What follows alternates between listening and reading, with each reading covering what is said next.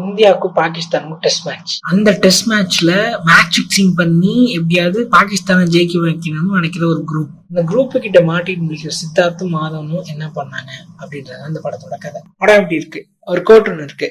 A hero will destroy you to save the world. A villain will destroy the world to save you. முன்னாடி சொன்ன code மாதிரி இந்த படம் வந்து ஒரு கேட் அண்ட் மவுஸ் கேம் தான். சித்தார்த், நயன்தாரா, மாதவன் எல்லாருமே ரொம்ப நாள் நடிச்சிருக்காங்க. பட் இருந்தாலுமே அந்த கனெக்டிவிட்டி இல்லாதனால த்ரூ அவுட் த ஃபிலிம் அப்படி டிஸ்கனெக்டடா தான் இருக்கு. ஸோ மீரா ஜாஸ்மின் நல்லா நடிப்பாங்கன்னு எல்லாத்துக்குமே தெரியும். பட் அவங்களோட ரோல் வந்து ரொம்ப வீக்கா இருந்தது. அவங்களோட ரோல் இந்த படத்துக்கு எந்த விதமான ஒரு ஆட் ஆனுமே பண்ணல. இன்னுமே அந்த படத்தோட ஸ்க்ரீன் பிளேலையுமே அந்த ஆரிஜின் ஸ்டோரியிலுமே கொஞ்சம் சேஞ்சஸ் பண்ணியிருந்தாங்க அப்படின்னா ரொம்பவே என்கேஜிங்காக இருந்திருக்கும். இந்த படத்தில் நிறைய ட்ரிவியாஸ் இருக்கு. இந்த படத்தோட மியூசிக் டைரக்டர் யாரு அப்படின்னா நமக்கு எல்லாருக்குமே பிடிச்ச ஃபேவரட் ஃபீமேல் சிங்கர் சக்தி ஸ்ரீகோபாலன்.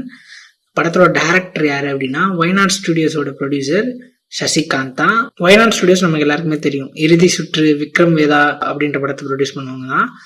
இந்த படத்துல ஒரு கிரிக்கெட் சீன்ஸுமே சரி, ஸ்டார் ஸ்போர்ட்ஸ்ல இருந்து அபிஷியலா போய் அந்த மேட்சஸ் எல்லாம் ஷூட் பண்ணி கொடுத்துருக்காங்க. ரொம்ப ரியலிஸ்டிக்கா இருக்கணுமே அப்படின்றதுக்காக. படம் வந்து நெட்ஃபிளிக்ஸ் இருக்கு, கண்டிப்பா போய் செக் பண்ணி பாருங்க.